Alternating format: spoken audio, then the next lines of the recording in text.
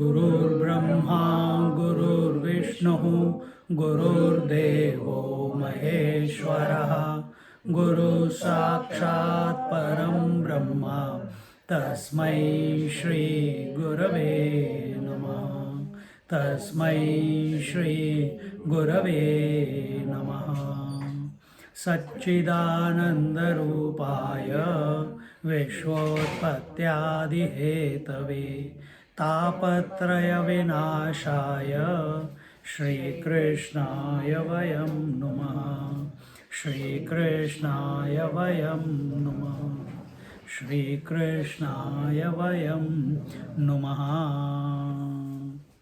After having invoked the Guru, Om Shri Ganeshaya Namah, doing the stuti of Guru, no, not Guru, Ganeshji. So first, making the praise to the Ganeshji and giving the symbolism that each part of his, limb of his is representing something, and may he be the remover of all our obstacles. Then the Devi, here, where are we? In the 21st. आता अभिनव वाग्विलासिनी जे चातुर्थ्यार्थ कला कामिनी ते शारदा विश्वमोहिनी namili miya. And in this way, in that one line, he invokes the goddess, as I told you last week. Om Shri Ganeshaya Namaha. No, Om Shri Saraswati. Om Shri Ganeshaya Namaha. Om Shri Saraswati Namaha. Om Shri Gurubhyo Namaha. So now the goddess. Everything that is happening in this creation is because of the Shakti, the potentiality of the divine. And without the potentiality, the multiplicity cannot express itself. In other words, the potentiality itself is the whole creation. And the seed of that whole creation is speech. And because there are... not because. Where there are words, there is creation. Where there is creation, there is words. And what is the source of the creation? The words. Because where have the words come from? From alphabets, consonants and vowels. And they have come consonants. Consonants have come from vowels. Vowels have come from the Om. And therefore, this our Ata Abhinava Vagvilasini. So here he says, I now bow to the goddess of learning, who, with her novel, graceful speech and mastery of arts and skills, holds the world spellbound. And in this way, if we want to do justice to the Bhagavad Gita, here Jnaneshwari Maharaj first praises the Lord Ganesha. Now he's taking the Ashirwad of the goddess, and then going on, he says, मज हृदयी सद्गुरु तेणे तारिलो हा संसार पुरु म्हणौनि विशेष अत्यादरू विवेकवरी जैसे डोळ्या अंजन भेटे मग दृष्टीसी भाटा फुटे मग वास पाहे तेथ प्रकटे महानिधी का चिंतामणी झालया हाती सदा विजय वृत्ती मनोरथी तैसा मी पूर्ण काम निवृत्ती ज्ञानदेवो म्हणे म्हणो न जाणते नो गुरु कीजे तेणे कृतकार्य होईजे जैसे मूळ सिंचने सहजे शाखा Pallav Santoshi. Now he is praising the Guru principle. My worthy Guru seated in my heart. Guru is not seated on the Vyaspit. If it is the Vyaspit is should be your heart. Then only these words can come out. Otherwise, you are professors. You are not satsangi. And here he says, is seated in my heart and has helped me cross the flood of existence. ananta sansara samudratara naukayitabhyam guru bhakti dabhyam. So to cross this sansar, the Guru Maharaj, the love for the Guru Maharaj, and if we have Guru not as a person, Guru as a principle. And Guru principle means the ability to learn from everything that the world is throwing at us and convert it into a learning, into an education. And what is learning and education? That every event, every experience, every thought, every breath, every situation must shift our attention from that situation, while that situation is taking place, to the source, to the Sadguru within. That this whole thing is his expansion through his Shakti. When our attention is on that, immediately you will come back into the neutral position. And in this manner, when we come into the neutral position, where there is no gear, where there is gear, there is friction, even if it is automatic. And so when we are in the neutral position, then the sukha dukkha same kritva labha labho jaya jayo. So all the opposites of the world is nothing but opposites. They are incapable of affecting us. They are incapable of enslaving us, because you have chosen not to be destroyed by it. And by coming to the neutral position, and how to come to the neutral position? Let the Guru sit in your heart. And here he says, my heart has helped me to cross the flood of existence. And this is called sitting with the Sadguru, or when your attention is on the substratum, or on the essence. What is the source within, behind every thought, behind every breath, behind every seeing, hearing, touching, feeling, tasting, etc. Then the world, which is nothing but seeing, hearing, touching, feeling, tasting and thinking, all that, the multitude of thoughts about the world are unable to make an impact on us. And because of him, I can take special interest in discriminating knowledge. And this is true. Last week we talked about it in Bhagavad Gita, in Prashna Upanishad also. There it told that the student, the teacher asks the student to come, and they wanted to inquire about Brahman and know Brahman. And they approached the teacher, and the teacher said, live with me for 1 year. And should you live with me for 1 year? What was the 3 points? Tapasya, Indriya Sanyamya, Brahmacharya and Shraddha. These are the 4 things. And by doing this, what will happen? The inquiry for the truth will kindle in your heart. Inquiry for the truth. Who am I? What is this Brahman? What is the source of this universe? How one alone is expressing as the many.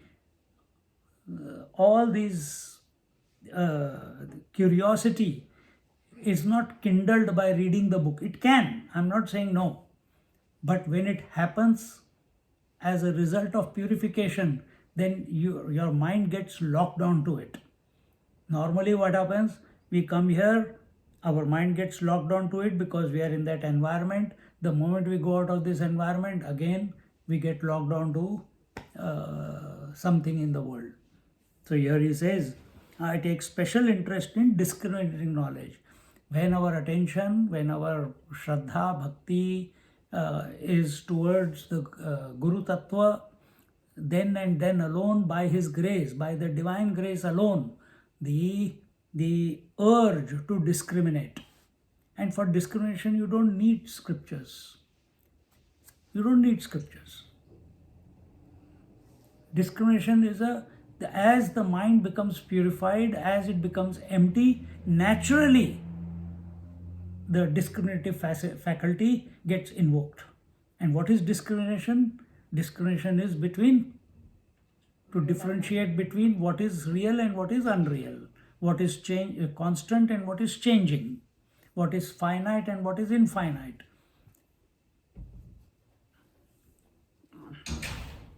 And in this way, as the antimony applied to the eye extends a person's vision, and the hidden treasure reveals itself to him wherever he casts his eye.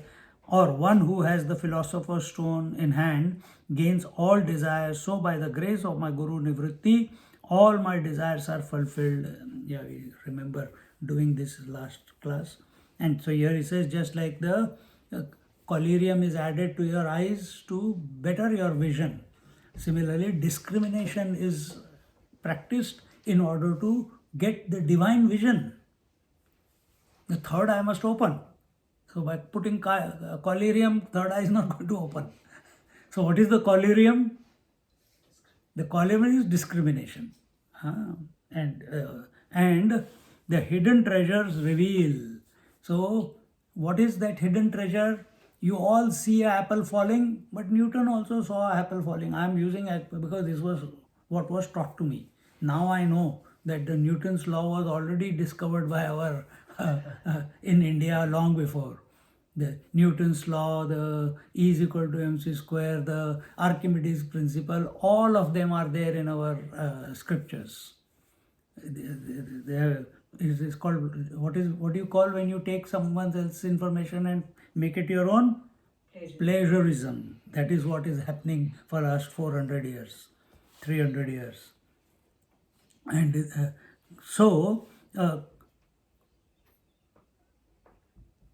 he discovered the falling of the apple. From that, his attention did not go to the apple. His attention was on something subtler, and that subtler was, what is it that is making the apple fall down and not go up? See? So do we ask these questions?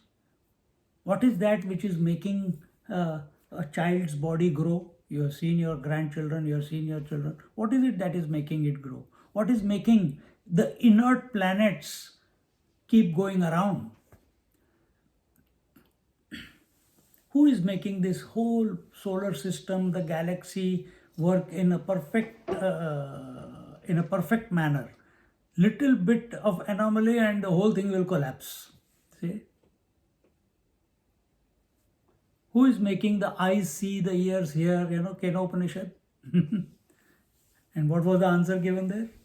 It is the eye of the eye, the ear of the ear, the mind of the mind. No straight answer.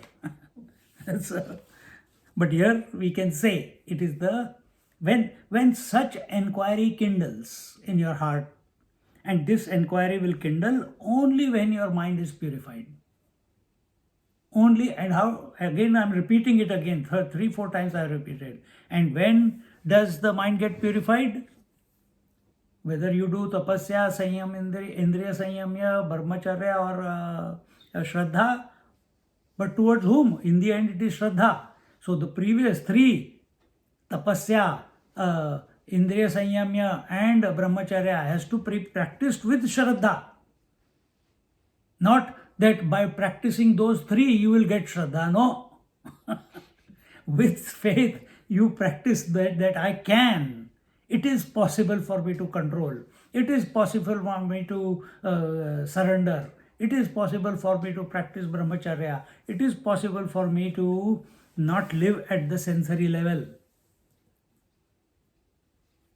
A positive frame of mind is shraddha. And it is not that I can. Then because of whom? Even this idea that I have the ability to do tapasya, indriya sanyamya and brahmacharya, that capacity, that ability is also given by some higher. This is shraddha. I am using these words for communication that yes, I am able to do it, I will do it, I can do it. But this thought in my mind is also a result of someone higher, and that is, our scriptures say, the shraddha is in 4 places: in the Lord, in the scriptures, in our ability to know what the Lord is telling and what the scriptures are telling, and in our Guru, 4th one. and in our Guru. So what the Lord has given us scriptures. What Guru has given, he puts those scriptures in a language which is understandable by us. So that is their connection. And what is your connection? That I have what it takes to approach what the teacher is telling in the right manner, so that that knowledge which the Lord has given and the Guru is teaching and the scriptures are talking about becomes mine. And how does it become mine? As the self. As the self. For that, थोड़े पापड़ बेलने पड़ते हैं. It's not, it can be straightforward. It is always happening. But our doubts, our shortcomings, our regrets, our expectations, our desires, all these delay the journey, delay the destination. Destination is already achieved. Naukayita Guru Bhakti. For whom is this? The one who is still thinking that the sansar is there. But once you are discriminating and your attention is on the Sadguru within, see, then where is the question? This is from Advait point of view. But we are here, who is giving the commentary? Jnaneshwari Maharaj. What is he practicing? Ishvara Advayavad. So, the Advaita principle is always there, and the manifestation of the creation, which is a play between Purusha and Prakriti, Ishwar and Maya, that is also eternally going on. So if that is eternally going on, does Ishvara get caught up in his Maya? No, it is his Maya. Correct? So why do we get caught up by our own Maya, which is our mind? To come to this point where we do not get influenced by our own Maya, that disposition is called Bhagavan. That is, disposition is called Bhagwantam Pippalada, yesterday. So that person is called Bhagavan Ramana Maharishi, Bhagavan Paramahamsa, Ramakrishna Paramahamsa. Why? Nothing is, they have achieved, or they are sitting in the truth. The whole potentiality, meaning you are seeing the body. So that mind which is expressing as life in this, through this body, is incapable of corrupting the Purusha principle. Just like Maya is incapable of corrupting the Ishvara principle. That's when, so now you apply that to that game which Ishvara and Prakriti are going through. What is their relationship? You apply that relationship between yourself and the mind, and try to keep up, just like you keep updating the apps, you keep updating yourself. That am I susceptible to the mind? Am I susceptible to the emotions? And they will come, they will go. How quickly do we come back? That is important. Sometimes things are out of hand. Sometimes while it is happening, you are in the center. Sometimes after some time you are in center. Important thing is you come back to the neutral position. And then he says that, where are we? So by the grace of my Guru, Nivritti, all my desires are fulfilled. So coming to be with the Sadguru, coming to surrender to the Sadguru, all my desires are fulfilled. Surrendering to the Sadguru, meaning the consciousness of the Sadguru and the consciousness that I am are both one and the same. And what is consciousness? It's Nitya, Shuddha, Buddha, Mukta, Swarupa, Vyapta. So there is nothing else but that pure consciousness, but that truth. When everything is that truth, then how can I have desire for anything? Does the ocean have a desire for a wave? No. Why? Ocean is all the waves, and all the waves cannot be without the ocean. Apply this to yourself. The consciousness that I am is the mind with all the thoughts. All the thoughts, I am in and through, pervading all the thoughts, and the thoughts cannot come and go without my presence. And this is your observation also. We are not saying it out of the hat. It is your observation. You know every thought coming and going. If you don't know, you know or you don't know. If you don't know, quickly come to know. If you can't come to know, go to some other place. Go to ISKCON. Hare Ram, Ram Ram. Hare. Then you are only qualified for that. Continuing. Therefore, a wise person should serve his guru and accomplish his object, even as by watering the trees at the base, its branches and leaves become fresh. Yesterday we saw a similar thing is going on. Samit Panihi Shrotre Brahmanishtham. All the 6 students, they went with dry twigs to the teacher to serve the teacher. What do you mean by serve the teacher? To dictate to him what he should do, and no sir, we don't like this topic for today, we are not in a mood, let's have a day off today. Or he says, oh, today we are going to start this. No, take something light. We don't. No. You are not there to dictate to the teacher. Then what do? You are there out of your own free will. You have given up your, what did we say yesterday? You have given up your individuality. You have given up your Kriya Shakti, desires, at the feet of the Guru Maharaj. So that the Guru Maharaj can mold us.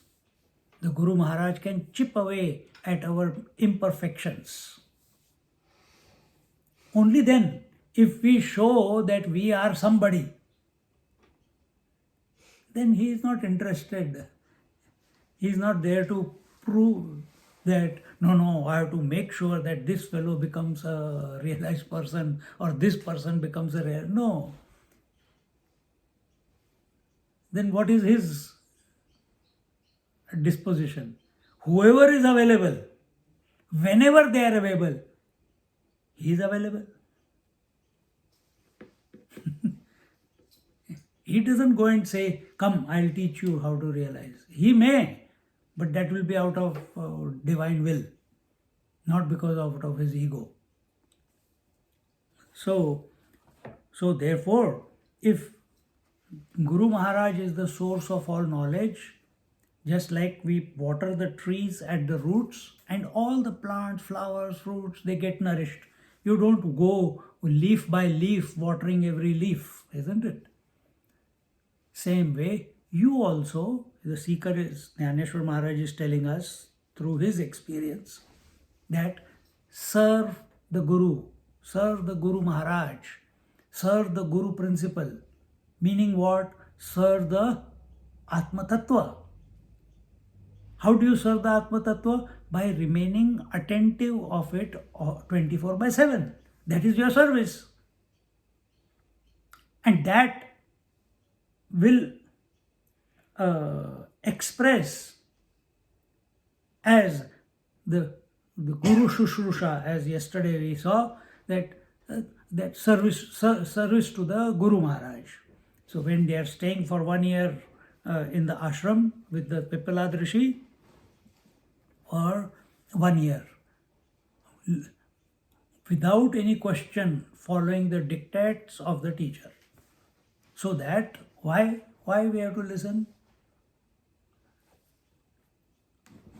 He may show favoritism, he may not. He may, but the student is thinking, I think he's always thinking about that person and never thinking about me. He's always asking that person to do things and he's never asking me to do anything. Jealousy can come among students, some people, some seekers. Is the Guru Maharaj like that? No. As I said, whoever is available, he is ever available to teach. But there one word of caution was told yesterday, if you remember. But if you ask any question for the heck of it, if you ask a question out of memory, if you ask a question without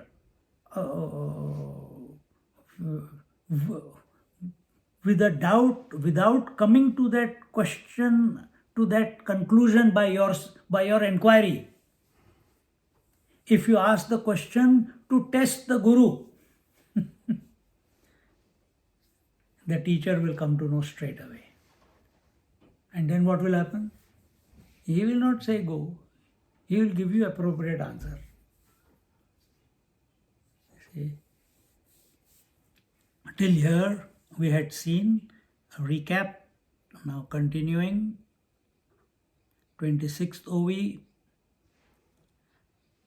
का तीर्थे जिये भुवनी तिये घड़ती समुद्रावगहनी नातरी अमृत रसा स्वादनी रस सकळ तैसा पुढत पुढती तोची मिया अभिवंदिला श्री गुरुची जे अभिलषित मनोरुची पुरविता तो आता अवधारा कथा गहन जे सकळा कौतुका जन्मस्थान की अभिनव उद्यान विवेक तरुचे नातरी सर्व सुखांची आदी जे प्रमेय महानिधी नाना नवरस सुधाब्धी परिपूर्ण हे की परमधाम प्रकट सर्व विद्यांचे मूळ पीठ शास्त्र जाता Vasishtha अशेषांचे. He says, or by a dip in the sea one acquires the merit of bathing at all the holy places. Because what is sea? It is sea is water, but it is that water in which all the holy rivers of the world.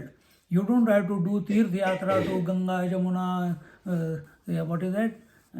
Gange cha Yamune chaiva Godavari Saraswati Narmade Sindhum Kaveri.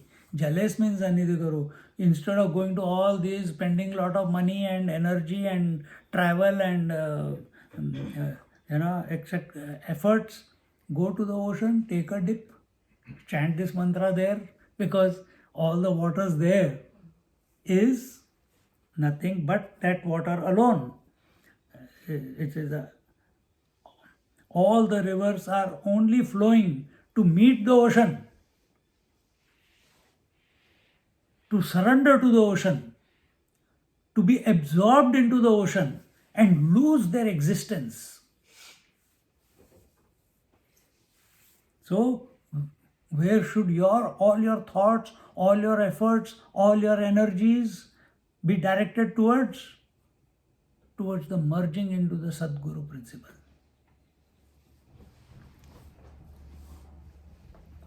Or by a sip of nectar one enjoys the taste of all juices. So we are going to Kumbh Mela to taste the nectar. Why? That is where the nectar from the pot of Dhanvantari dropped in Prayagraj. And why Prayagraj is so holy? Because it's a confluence of Yamuna, Ganga, Yamuna and Saraswati. Ida, Pingla and Sushumna. And that is happening within you also. So again and again I salute to my Guru who has fulfilled all my desires. It is only by the words of the teacher, by the words of the Guru Maharaj, uh, that uh, that uh, continuous realization keeps happening. And what is realization? As I said before, what is continuous realization? That every thought, every breath, every event, every contact, every situation, every experience brings you or reminds you or takes you back to the essence, the self that I am, to the source. And we have to be grateful because of whom we are able to think in this with this clarity and able to articulate to ourselves. If Jnaneshwar Maharaj was not there, if these OVs were not there, it's a very old Marathi, I don't understand that old Marathi. If the commentary of that Marathi was not given here in the book, how would I communicate to you? See? But he has presented it.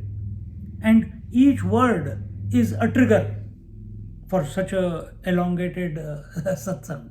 Each OV is a trigger.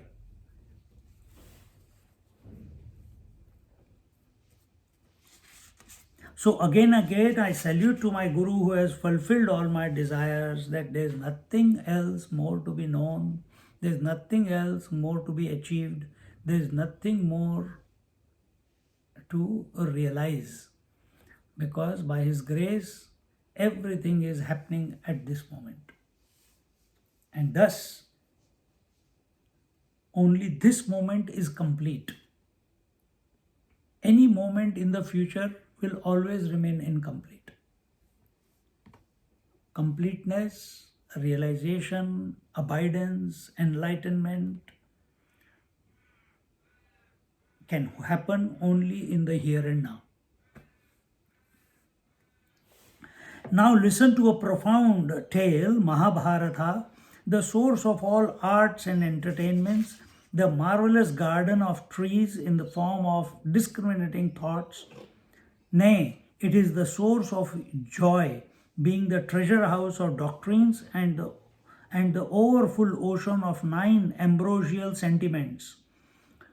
Or one may say that it is the primal abode become manifest, the origin of all lores and the dwelling place of all the sciences.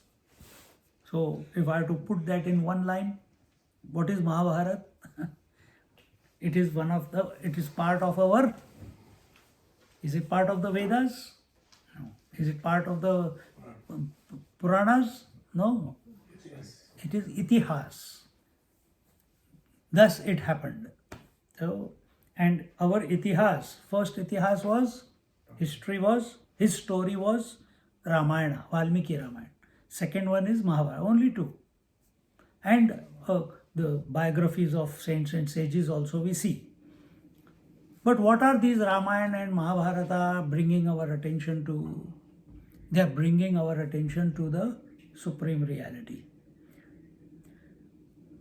More than Ramayana, where a lot of how to administer and everything is given, but in Mahabharata, they say, masters say, saints and sages say, that there is nothing in this world, past, present, and future, which is not included in Mahabharata. Let that be all the, here it says, it includes all the 9 rasas or the 9 emotions. It includes the science and technology. It includes the Ayurveda. It includes the Dhanurveda. It includes everything. Why even that? Even Duryodhana and his brothers, they were a result of one womb, one fetus. And out of one fetus, 100 were made. That technology was there. And who are Pandavas? Pandavas are the Bhishmacharya, Dhritarashtra, uh, Pandu, and the third brother was Vidur. Vidur, the Panch Pandavas, the 100 brothers, the Draupadi. Everyone is in modern language, freak of nature. None of them is normal. None of them was born. All the Pandavas, she invoked the gods and they were born. Duryodhana and his brothers, they were born from one fetus. The Dhritarashtra, Pandu and Vidur, they were born from osmosis with the Ambika and Ambalika. They stood in front of Maharishi Vedyas and they conceived. How is this possible? How does the magnetism from a mother magnet get transferred into the iron filings? How does it? Just being in the presence. It's not even touching the mother magnet. Yet the magnetic power quality gets transferred to the iron nails or iron filings. So all this I'm just telling you a few of them. The nuclear fusion, everything is there in that. Brahmastra is nothing but that. And they have made weapons out of all the 5 elements and any other element that you can think of. And congratulations to all of you. India achieved docking of the 2 capsules in space. A great feat. 2 satellites docking with each other in space at the speed of 28,000 kilometers per hour. Per hour. It was delayed, but they managed it. Now, after a few days, they are going to separate it. And then next project will be space station.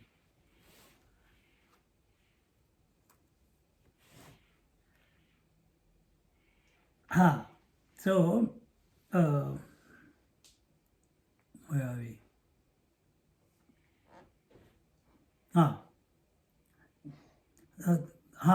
It is the source of joy.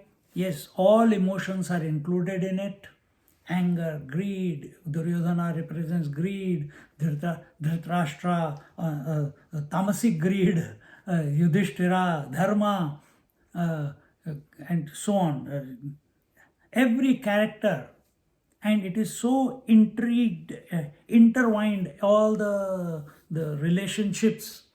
If you read Mahabharata again and again, your neural network in your brain, it will be at its prime. When you start remembering who is related to whom, what is the story behind each one, each character, you know the story, how they were born, normal or divine or asuric or daivik. So much information is there that all the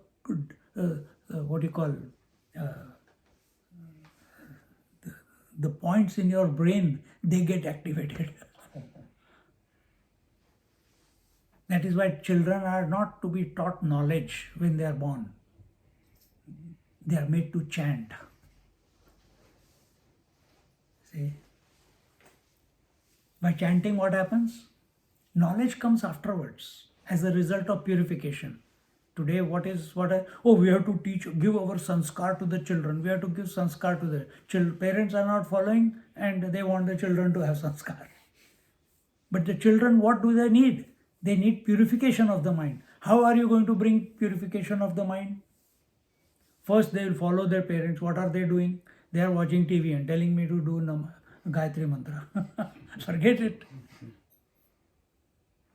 So the children must learn Hanuman Chalisa, Gayatri Mantra, or Vishnu Sahasranam, Lalita Sahasranam, verses of the Bhagavad Gita. By the time they reach 10, 11, 12, automatically as a result of this continuous chanting and the vibration, resulting vibration, which is making their mind calm, making them fearless, making them still from within, that this inquiry will kindle. What am I chanting? What is the meaning of all this? And then in their teenage, or when they're 10, 11 years old, that we start giving them, exposing them to the understanding behind the verses, not before. पर कलयुग में सब कुछ होता है.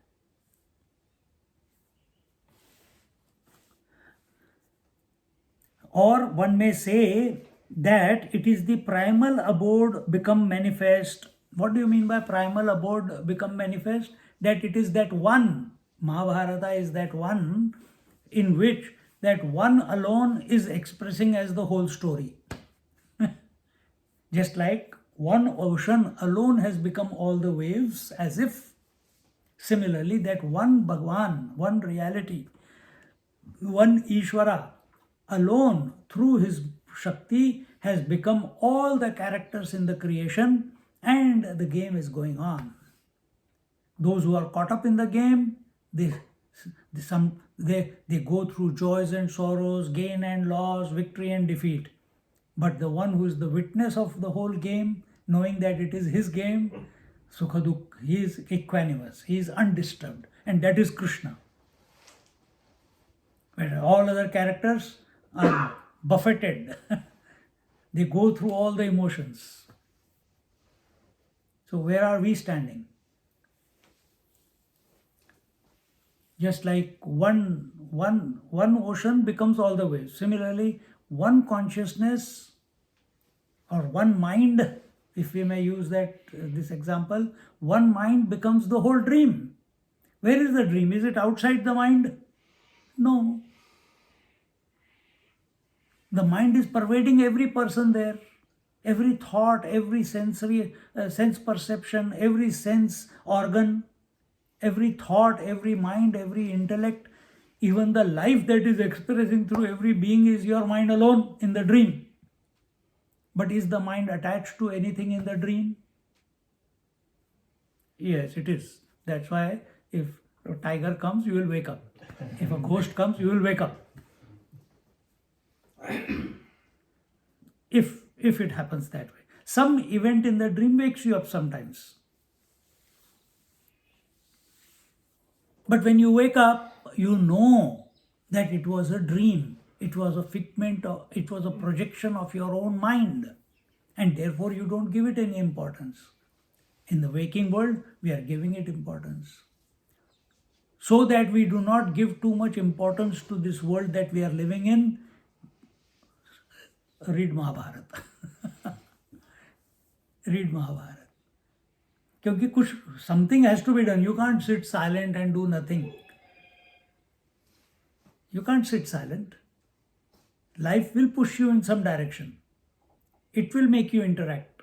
It will make you, as long as the mind is there, either it is involving itself into something or it is withdrawing. When it is getting involved, is it equanimous or is it reacting? Today I reacted before coming. But quickly, it's gone. See? Old habit. Continuing. We did that, na? नहीं अभी पूरा नहीं हुआ. It is the refuge of all. Did we read 31st? No. ना तरी सकळ धर्माचे माहेर सज्जनांचे जिव्हार लावण्य रत्न भांडार शारदीयेचे नाना कथा रूपे भारती प्रकटली असे त्रिजगती अविष्करोनी महामती व्यासाचिये म्हणून हा काव्यारावो ग्रंथ गुरुवतीचा ठावो येथुनी रसा आला आवो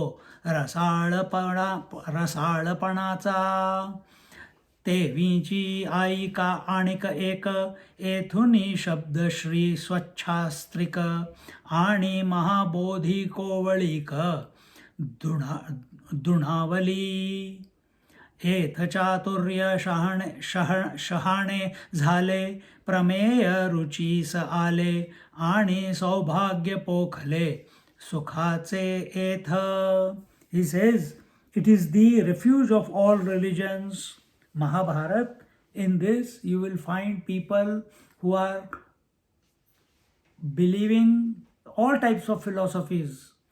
Those who believe in atom is the source of everything, those who believe there is Advait philosophy, those who believe there is Sankhya philosophy, those who believe in dualism, those who believe Vishishta Advait, those who believe in Kundalini, those who believe in what is that? That what I see is that alone is real. I don't know about heaven, hell, and God and everything. No, let's enjoy and make merry, whichever way we can. So all those different philosophies are presented in the Mahabharata. All the religions are there because these philosophy, based on these philosophies only, the religions have come about. On the atomic theory, the Jainism has come about. On the nihilism, the Buddhism has come about, etc. It is the refuge of all religions, the cynosure of holy men, and the treasure chest of the holy gems of goddess of learning. And also in Mahabharata we see so many Mahatmas, Durvasa Rishi, Bharadwaj Rishi, Rishi Rishyashringa, Agastya Rishi. I'm just naming a few. And when Sri Krishna himself went to Sandipani Rishi, and so many rishis mentions is there, and these are all repositories of knowledge. And so not only that, not only the rishis, but also the where are we? That it seems that in the form of various stories, the goddess of speech became holy men, and the treasure chest of lovely gems of goddess of learning. Many places. Some places the knowledge is being given by Ved Vyasa to Dhritarashtra, or Krishna has given the knowledge to Uddhava. At another place, the knowledge has been given by Sandipani to Sri Krishna. At different points in the entire Mahabharata, even not in a setting of learning, life is unfolding, events are unfolding, and as the events are unfolding, so many beautiful gems of knowledge are given by different people to different others. Sometimes Dhritarashtra has given a gem of knowledge to his son. He accepts it or not, that is a different matter. But he has told some truth that he has observed in his life. Same way, Duryodhan also has given many times. But does he live by that? That is a different matter. See?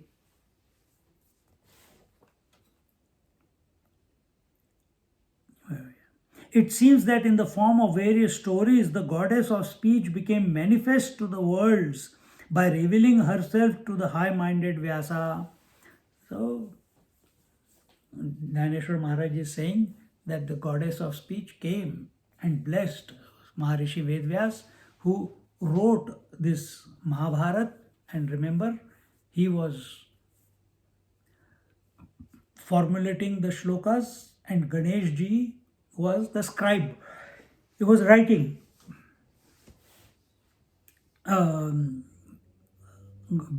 Manifest to the world by revealing herself to the high-minded Vyasa. When did Vyasji write, Maharishi Vedvyas write it?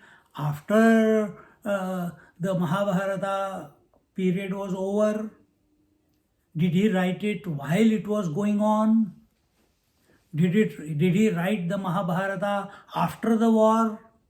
Or was he the historian, self-appointed historian, who is noting down the events as it is going on, or is it that Maharishi Vedvyas wanted to, for the humanity, that is generations that are going to come, for their benefit, wanted to create something from his times, because at that time Krishna was there, at that time Dhritarashtra and all the various characters in Mahabharata, making them into taking them as the various characters, he created, or he wrote down his observation, because itihas, because it happened, so that the coming time, in the coming time, the people get some understanding of how the whole thing is functioning, that they should not get caught up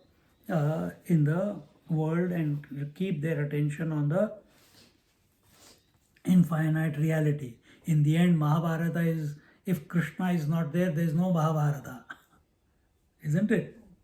So what is the purpose in the end? In the end, the purpose is to those who surrendered to the dharma. Only those came to Krishna.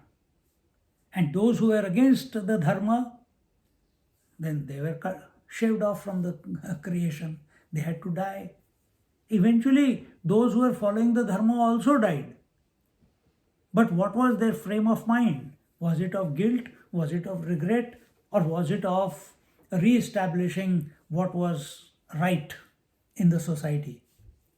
So when we are taking these classes, what are we doing between ourselves? We are exposing ourselves to that which is always right. I am not trying to convince you. You are not here doing a favor to me, but we have all come together for what? That to expose our mind, to expose our senses to that knowledge which is fulfilling, which brings contentment, which brings solace, which removes all agitations from our mind. Our life must be like that. And the story of Mahabharata is nothing but the story of your mind, or a story of your life.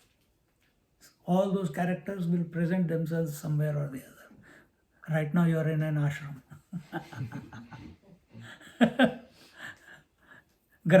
In a Grahastha house there is an ashram. Who was a Grahastha?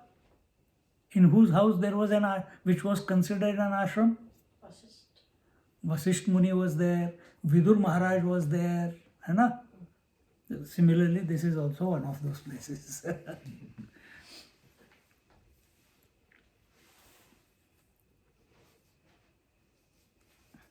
This tale is therefore the queen of poetry and the source of respect which literary works command.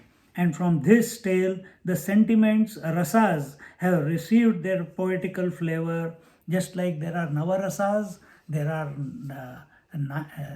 nine ragas are there, or so many other ragas are there. So these are the 7 notes or 9 notes on which the whole creation is vibrating. They are present in and through everyone and everything. And we see, that's why our Hindi movies are so popular. All the 9 rasas are there. Anger, greed, jealousy, abduction, killing, union of two beloved, separation of two beloved, all the rasas. You go through a roller coaster of all emotions and you feel satisfied. Oh, that was a nice movie.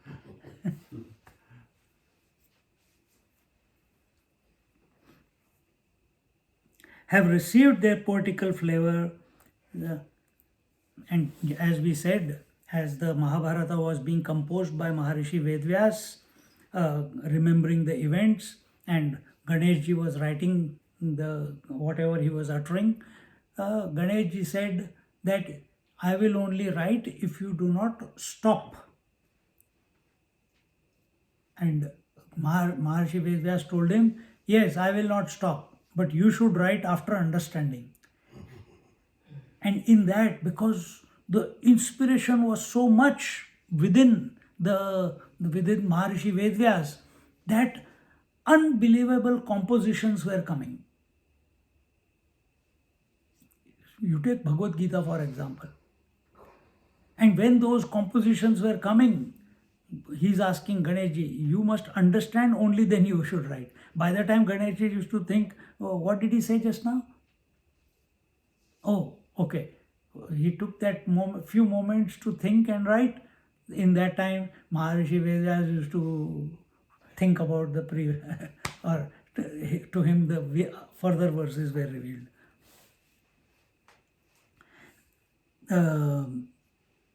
From this tale onwards, literary works became philosophical and the knowledge of reality became less arid and doubly sweet. Why? Because of all the stories, because of all the events in the Mahabharata, intrigue, spying, backbiting, gambling, fighting for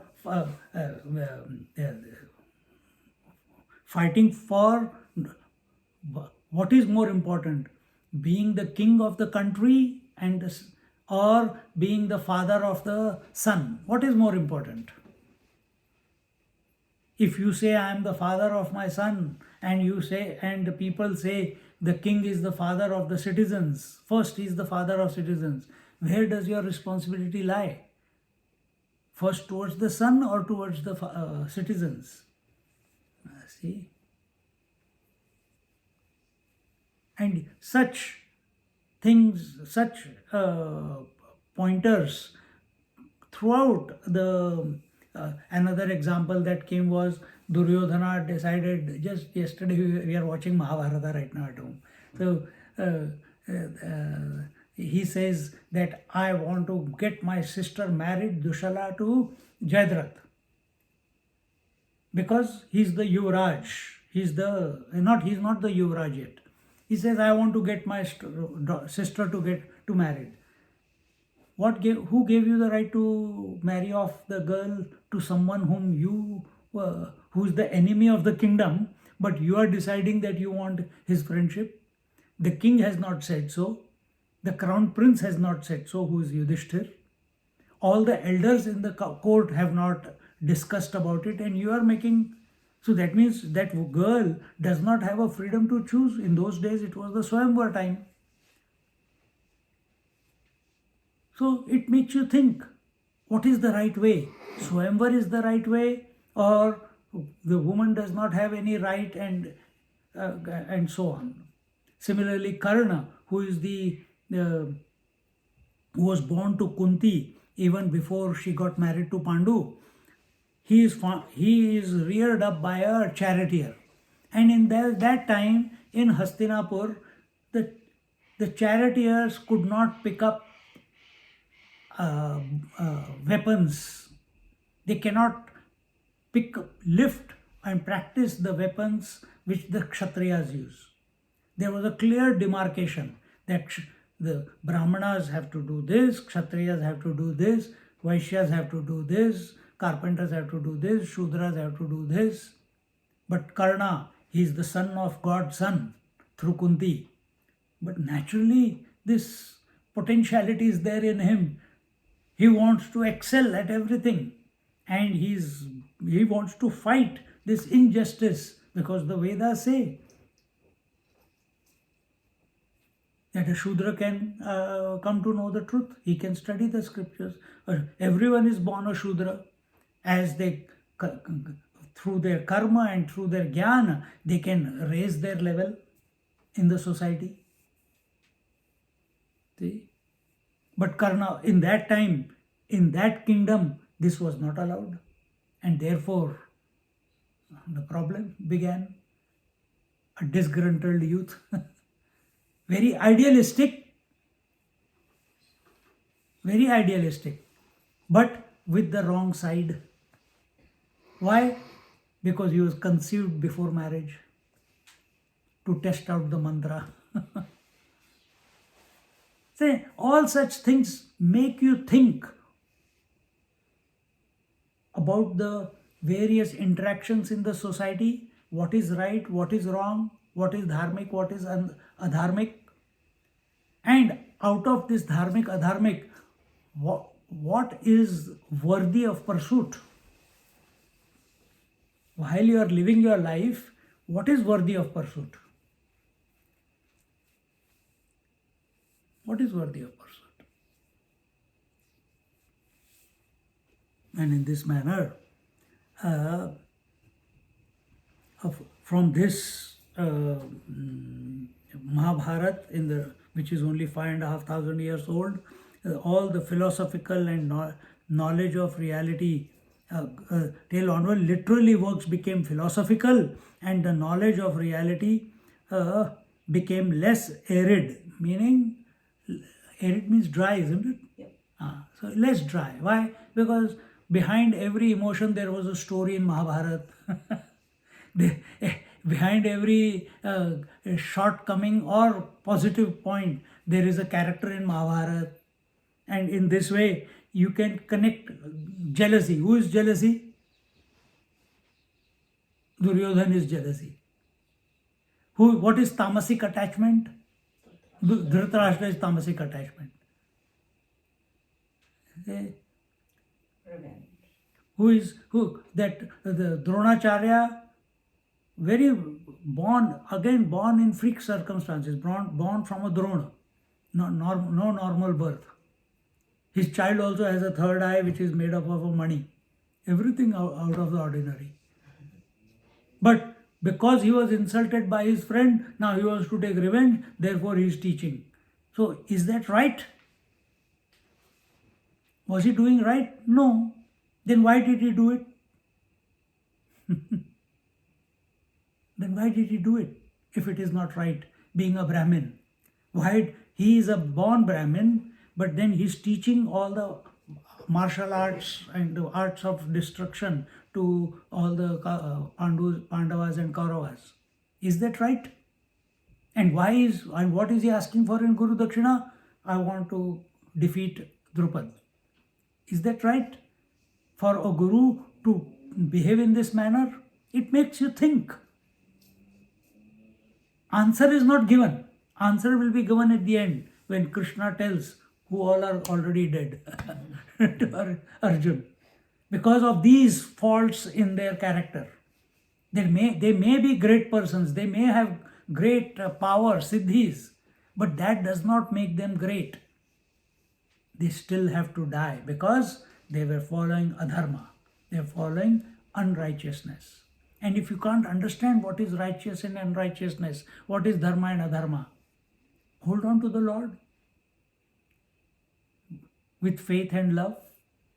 Remember His name continuously. Remember the Atmic principle, the constant principle in and through everything that you are doing. Or do that also you can't do. I have to do everything, I have to control, I have to live my life, I have to do my investments, I have to eat my food, and you say God is doing. No, I can't understand that. Okay, do what you are doing, but offer it to the Lord. Karmanyevadhikaraste ma phaleshu kadachana. See? And we'll come to the slowly. If you keep doing that, purification will happen. Purification will automatically kindle inquiry within your mind. As your mind becomes purified mind is a single pointed mind, purified mind is a focused mind. And only in such a mind, which is single pointed, ekagra, and which is shuddha, that inquiry naturally kindles.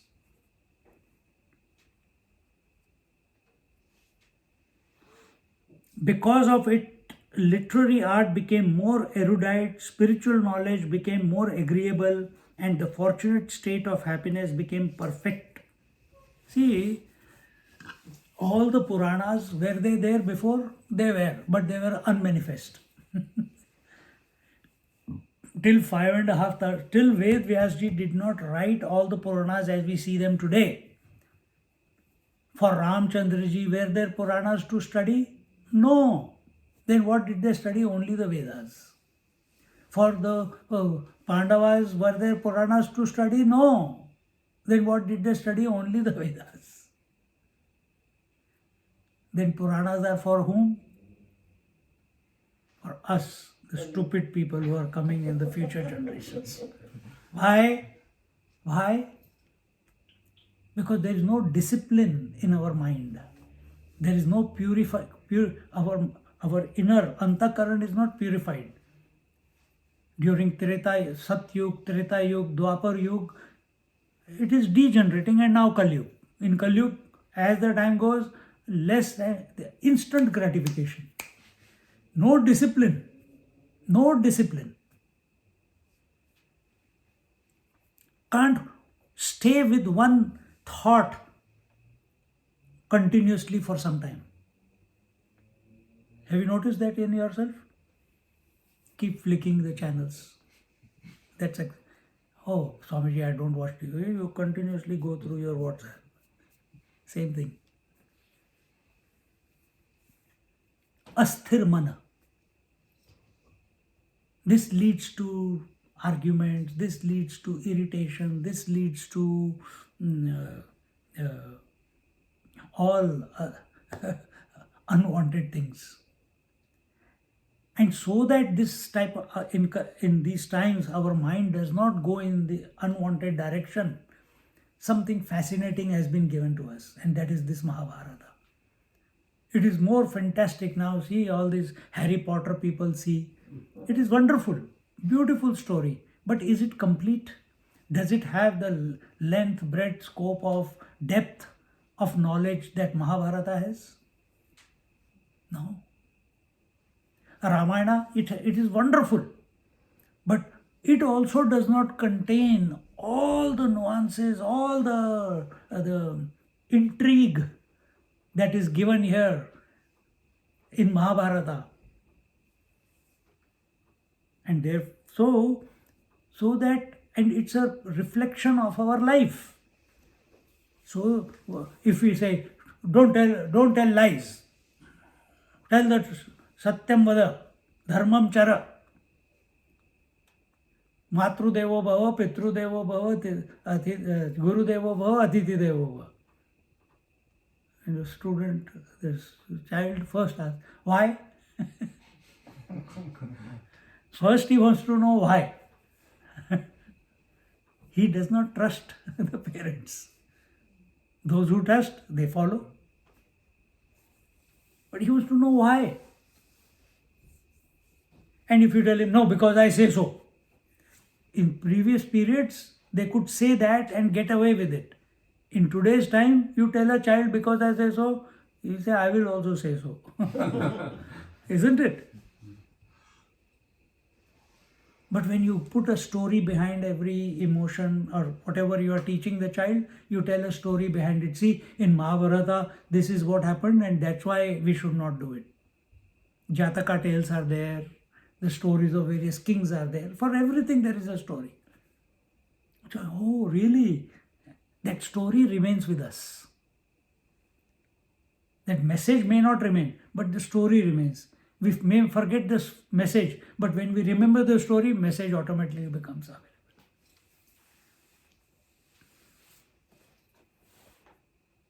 And therefore, knowledge became more agreeable, and the fortunate state of happiness became perfect.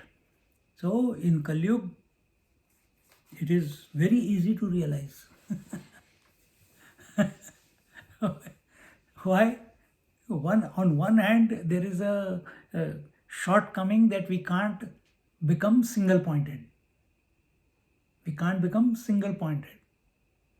We can't remember all the scriptures. Some of us can, but majority of us can't. Then what is there? Here it is told very simply. If you remember, read Mahabharata, or you chant the name of the Lord, you remember Krishna, realization will happen. Merging with him will happen. Because, okay, till here, reading from the, we'll stop here, enough. From 40th verse we will start next week. 40th, na? No, 36th verse. 36th, oh, we will start next week. Madhurye madhurata, Shringari surekhata, Rudhpana uchita, dise bhale. So with this, Jnaneshwar Maharaj, he will continue for some more time talking about the greatness of Mahabharata. Then first he talked the greatness of Ganeshji, then he talked the greatness of Saraswati, then the greatness of Guru Maharaj. Now he is talking the greatness of Mahabharata, the text in which in the Bhishma Parva, the Bhagavad Gita appears right in the middle. Then he will sing the glory of Maharishi Vedvyas who has composed it. Then this way, until and unless we don't have a feeling of greatness, until and unless we do not have a feeling of greatness towards the person, towards the Guru, towards the God, towards the scripture, till then we will not follow it, we will not practice it, we will not interact with it. Think. Until unless you do not have a feeling of greatness that this movie is good. Why? Oh, there is a great reviews. 6 reviews. It must be well accepted by the society. I think I must go and see. Or your good friend has come and told you, "Hey man, it is fantastic movie." Then, oh, she has said it, we have many things in common. I think I should also go and see it. See? So, if I have a feeling of reverence, a feeling of greatness, then only I will have faith in this scripture. And when I have faith in the scriptures because of reverence and greatness, why? Because saints and sages have said so. And what have they said? That this scripture is written by Vedvyas. Who is Vedvyas? He is an Ansh avatar of Narayana. Oh my God, God himself has come and given. Then why should I go into anything else? Why not I read this? That type of, when that reverence comes, with that reverence, when we interact with the scripture, that is what Jnaneshwar Maharaj is inculcating among the people of all backgrounds who are collected in front of him to listen to Bhagavad Gita. It is equally true for ourselves. If I don't have a feeling of reverence towards you both or to her, I will not interact with you. ठीक है, you know Samita? Yeah, I know. ठीक है.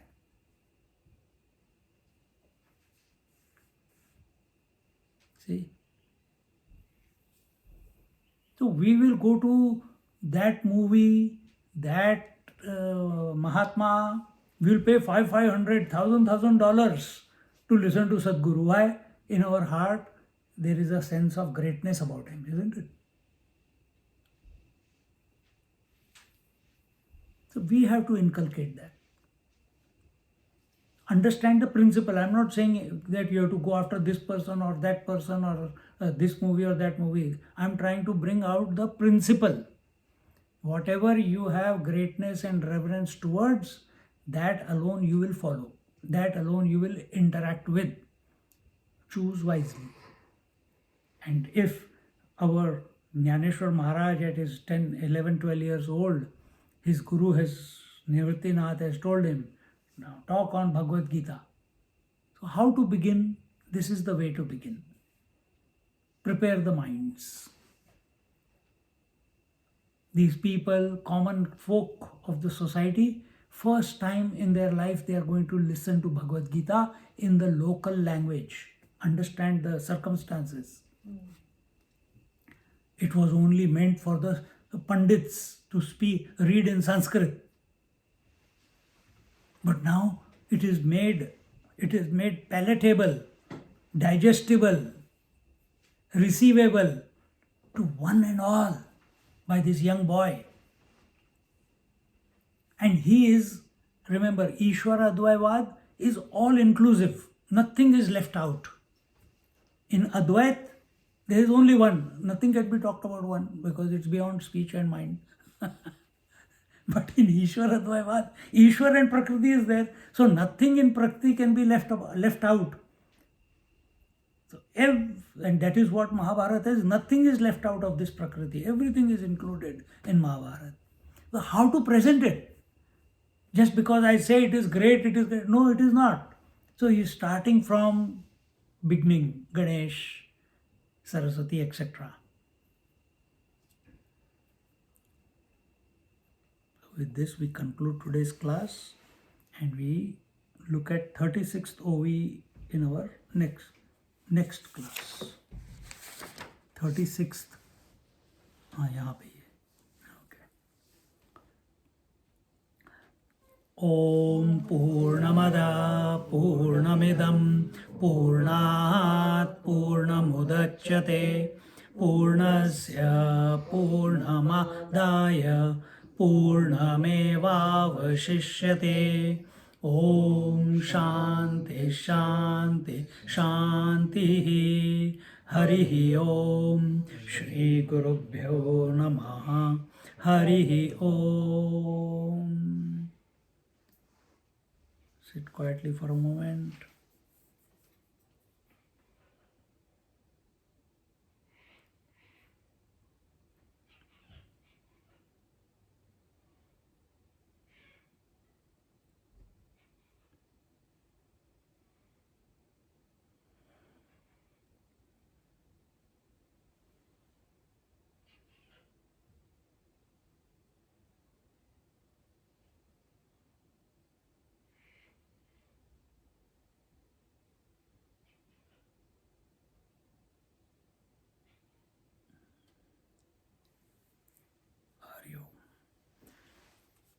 Our disposition should be that it is by the Lord, Guru, Saraswati, Ganeshji, Prakriti, Devi, that Mahabharata or Bhagavad Gita has come into our life. With that feeling of reverence, that gratitude, not that I have come to study Bhagavad Gita. That they have created the Ishvara has created circumstances so that we are exposed to this knowledge and we are able to understand the words. We are able to understand the hidden meaning behind the words as Jnaneshwari Maharaj keeps unfolding. All that, I have not understood. No, it is by his grace that understanding is taking place. Hari Om. Hari Om, Swami.